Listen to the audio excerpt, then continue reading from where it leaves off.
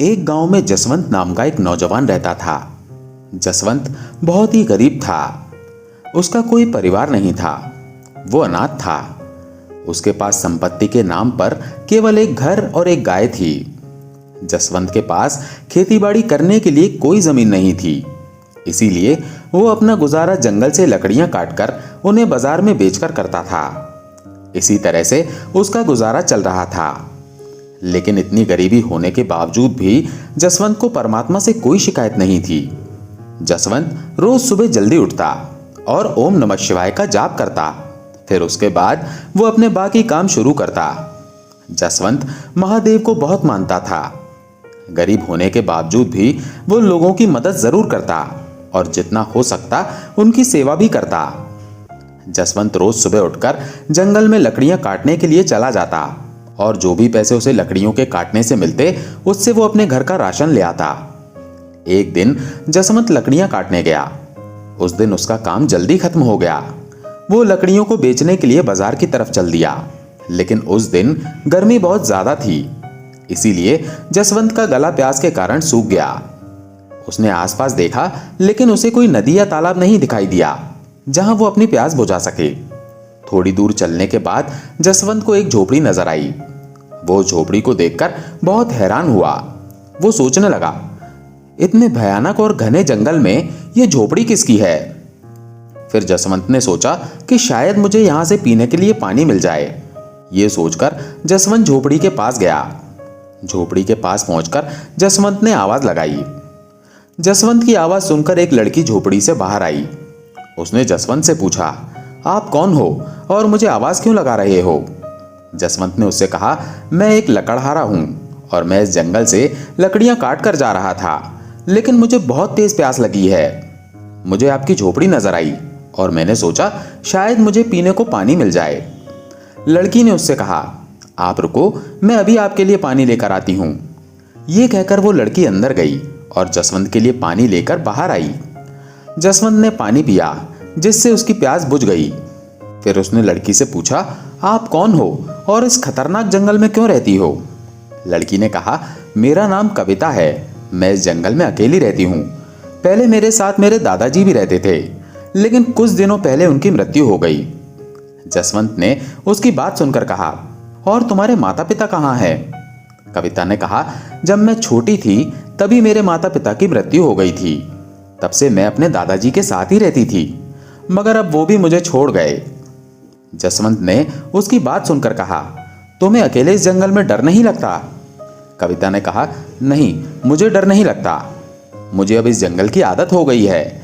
यहाँ रहते हुए मेरा आधा जीवन तो कट गया है, बाकी बचा हुआ भी कट जाएगा। अब देखने लायक रह ही क्या गया है। माँ बाप बचपन में ही चले गए, अब दादाजी भी चले गए। जसवंत ने उसकी बात सुनकर कहा, मेरा जीवन भी तुम्हारे जैसा है। मेरा भी इस दुनिया में कोई नहीं है। मैं खुद गांव में अकेला रहता हूं और लकड़ियां काटकर उन्हें बेचकर अपना गुजारा करता हूं। कविता ने जसवंत की बात सुनकर कहा, मेरे पास केवल मेरे दादाजी ही थे। दादाजी को हमेशा मेरी शादी की चिंता सताती रहती थी। वो हमेशा यही सोचते थे कि मेरे जाने के बाद तुम्हारा क्या होगा, जिसके कारण उन्होंने एक दो जगह मेरी शादी के लिए बात भी की, लेकिन मेरी एक आंख ना होने के कारण कोई भी मुझसे शादी करने के लिए तैयार नहीं हुआ। इसी दुख के कारण दादाजी ये दुनिया छोड़ गए। कविता की बात सुनकर जसवंत के मन में एक ख्याल आया। उसने कविता से कहा, मैं तुमसे एक बात करना चाहता हूं, लेकिन वो बात करते हुए मुझे डर लग रहा है। कविता ने उसकी बात सुनकर कहा, ऐसी क्या बात है जो तुम इतना सोच रहे हो? तुम जो कुछ भी कहना चाहते हो साफ साफ बोलो। जसवंत ने हिम्मत करके कहा, क्या तुम मुझसे शादी करोगी?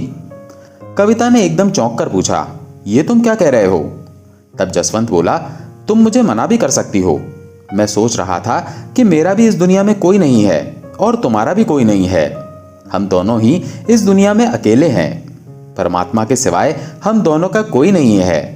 हम दोनों साथ रहकर एक दूसरे के दुख बांट सकते हैं। हम एक दूसरे का सहारा बन सकते हैं। कविता ने उसकी बात सुनकर कहा, लेकिन तुम मुझसे ही शादी क्यों करना चाहते हो? मेरी तो एक आंख भी नहीं है और दूसरी आंख से भी मुझे कम दिखाई देता है। जसवंत ने कहा, मुझे इससे कोई फर्क नहीं पड़ता। तुम सिर्फ ये बताओ कि तुम मुझसे शादी करोगी कि नहीं। कविता ने थोड़ी देर सोचा और फिर शादी के लिए हाँ कर दी। उसके बाद जसवंत और कविता ने मंदिर में जाकर शादी कर ली। फिर उसके बाद जसवंत कविता को लेकर अपने घर आ गया। घर पहुंचकर जसवंत ने कविता से कहा, देखो ये मेरा छोटा सा घर है और यहाँ तुम्हारा स्वागत करने वाला कोई नहीं है, लेकिन तुम ये बात सोचकर दुखी मत होना और आज से ये बात याद रखना कि तुम ही इस घर की मालकिन हो और तुम्हें ही सब कुछ देखना है। जसवंत की शादी की बात पूरे गांव में फैल जाती है। खबर सुनते ही गांव वाले जसवंत के घर आते हैं और उसको आवाज लगाते हैं। जसवंत ने उनकी आवाज सुनकर कविता से कहा, लगता है इनको भी हमारी शादी की खबर लग गई है, इसलिए ये मिलने आए हैं। ये कहकर जसवंत बाहर चला गया। गांव वालों ने जसवंत से कहा, हम तो तुम्हें बहुत भोला भाला समझते थे, लेकिन तुम तो बहुत तेज निकले, अपनी शादी की खबर तक नहीं होने दी। जसवंत ने उनकी बात सुनकर कहा, अरे बाबा, ये सब इतनी जल्दी हुआ कि बताने तक का मौका नहीं मिला, और आपको मैं क्यों नहीं बताता, आप सभी तो मेरे परिवार जैसे हो। तभी एक औरत ने कहा, भैया वो सब तो ठीक है, लेकिन क्या हमें अपनी दुल्हन से नहीं मिलवाओगे। जसवंत ने कहा, क्यों नहीं, अभी बुलाता हूं। ये कहकर जसवंत ने कविता को आवाज लगाई और कहा, देखो बाहर तुमसे मिलने कौन आया है। जब कविता बाहर आई तो गांव वाले उसे देखकर चौंक गए। तभी एक लड़की ने कटाक्ष करते हुए पूछा, जसवंत भैया, इसकी एक आंख किसने फोड़ दी? क्या तुमने शादी से पहले लड़की देखी नहीं थी? और अगर तुम्हें शादी के लिए कोई लड़की नहीं मिल रही थी तो हमें बता देते, हम तुम्हारे लिए कोई अच्छी सी लड़की ढूंढ देते।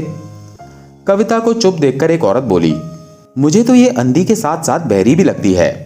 अपनी इतनी बुराई सुनने के बाद भी ये चुपचाप खड़ी है। सभी गांव वाले कविता का मजाक उड़ाने लगे। गांव वालों की बात सुनकर जसवंत को गुस्सा आ गया। उसने कहा, मेरी पत्नी अंधी सही, लेकिन यहां तुम लोगों को किसने बुलाया है? उसकी बात सुनकर एक लड़की ने कहा, हमें किसी ने नहीं बुलाया, वो तो हमें ही शौक चढ़ा था दुल्हन को देखने का, लेकिन तुम्हारी दुल्हन को देखने के बाद पता नहीं हमारा दिन कैसा गुजरेगा। उसकी बात सुनकर जसवंत ने गुस्से से कहा, तुमको किसने कहा था कि यहां आकर मेरी दुल्हन को देखो? तुम सभी लोग यहां से चले जाओ, निकल जाओ मेरे घर से। सभी लोग जसवंत की दुल्हन का मजाक उड़ाते हुए वहां से चले गए। इतना कुछ होने के बाद भी कविता कुछ नहीं बोली। जसवंत उसका दर्द समझता था। जसवंत ने उसको कहा, ये लोग तो पागल हैं, तुम चिंता मत करो, भोलेनाथ सब ठीक करेंगे। जसवंत की बात सुनकर कविता थोड़ी ठीक हो गई। उसके बाद दोनों का जीवन चलने लगा। जसवंत को रोज सुबह ओम नमः शिवाय जपते हुए देखकर कविता को बहुत अच्छा लगता। वो भी रोज सुबह जल्दी उठ जाती। उसके बाद जसवंत और कविता दोनों ओम नमः शिवाय जपने बैठ जाते। ओम नमः शिवाय का जाप करने से दोनों को बहुत शांति मिलती। इस तरह से उनका जीवन चलने लगा। एक दिन कविता ने जसवंत से कहा, तुम तैयार हो जाओ, तब तक मैं नदी से पानी लेकर आती हूं। ये कहकर कविता पानी लेने चली गई।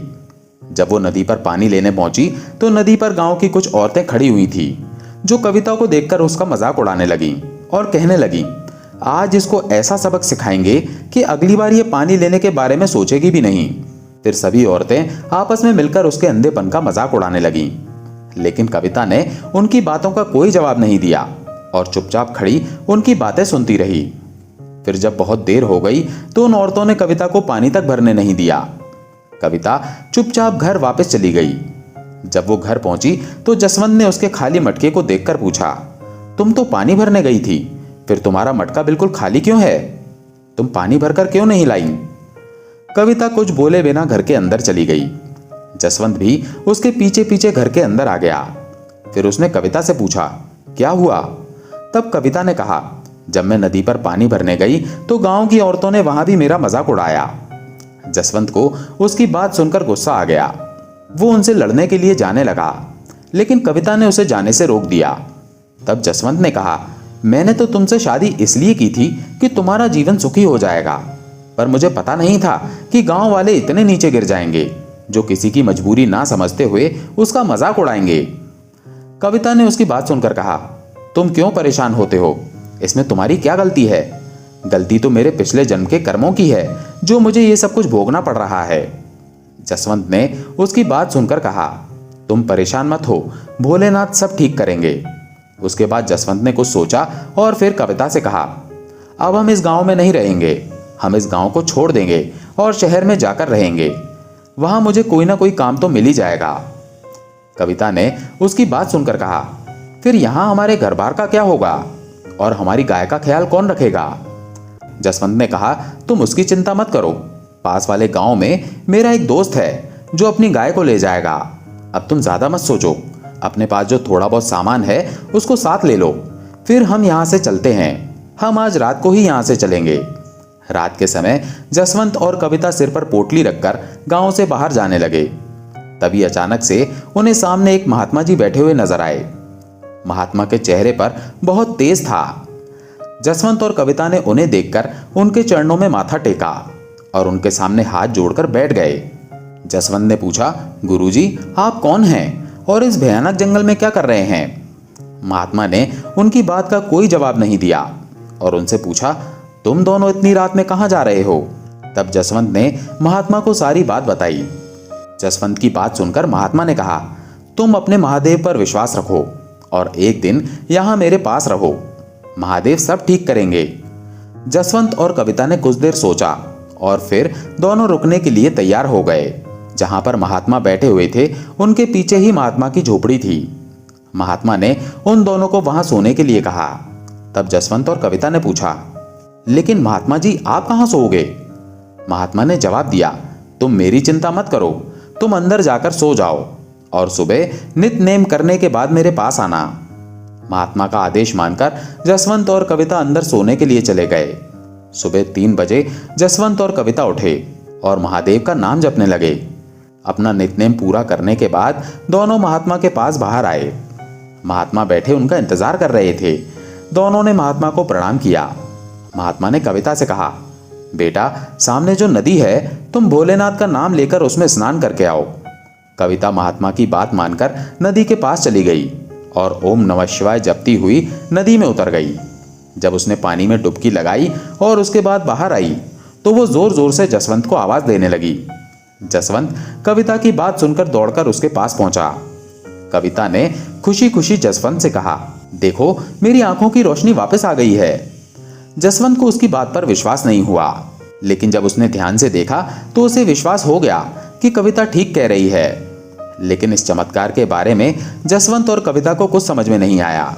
ये बात जानने के लिए दोनों वापस महात्मा के पास गए।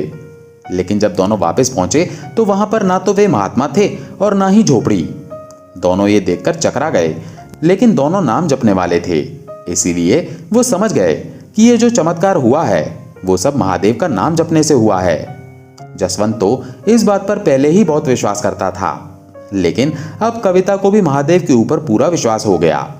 उसके बाद जसवंत और कविता दोनों शहर में चले गए।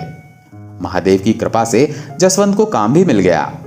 जसवंत बहुत ही मेहनती और ईमानदार था, इसीलिए कुछ समय के अंदर ही उसकी गरीबी दूर हो गई। दोस्तों, ये कहानी सिर्फ कहानी नहीं बल्कि हमें बहुत कुछ सिखाती है। ये कहानी हमें ये सिखाती है कि हमें परमात्मा के ऊपर हमेशा विश्वास रखना चाहिए और उसी के अनुसार चलना चाहिए। अगर हम ऐसा करेंगे तो महादेव हमारे घर में कभी कोई चीज की कमी नहीं रहने देंगे। इसीलिए हमें आज से ही महादेव का नाम जपना शुरू कर देना चाहिए। दोस्तों, अगर आपको ये कहानी पसंद आई हो तो वीडियो को लाइक करके कमेंट में ओम नमः शिवाय जरूर लिखें। धन्यवाद।